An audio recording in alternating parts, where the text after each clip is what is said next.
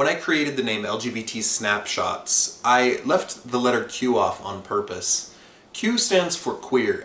Queer, along with words like fag and dyke and sissy, have been used to shame people, to insult people across the generations.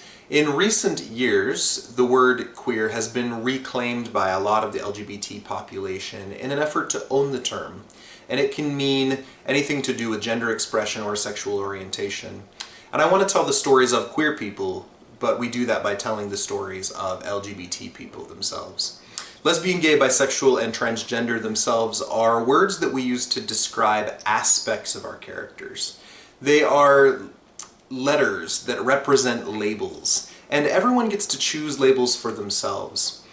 The truth is, sexual orientation, gender identity, and gender expression are all things that fall across a spectrum of humanity. And we can't just use these letters or labels to define aspects of ourselves when we're so much more complicated than that. Sexual orientation, for example, if we put it on a spectrum, we have gay on this side and straight on this side. And the truth is that most people fall somewhere in the middle, with bisexual being the equal representation of both sides. It's the same thing with gender identity. We consider traditional male on one side or traditional female on the other side, but those are gender terms used to express the cultural definition of what gender should be, and most of us fall somewhere in the middle. Gender expression is the same way, the way we portray ourselves and our gender to other people. The word transgender is a good example of this. Just using that word, it can mean 1,000 different things. If we consider a person who was born biologically male, who feels internally female, the word transgender can mean a number of different people across that spectrum.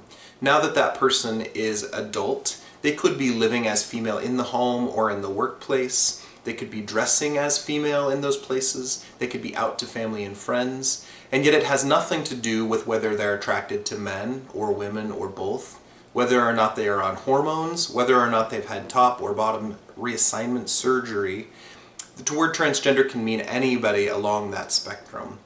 So when we are choosing our labels, we want to do so carefully. We want to recognize the influence that culture and religion and family have on the way we portray sexuality and gender definition.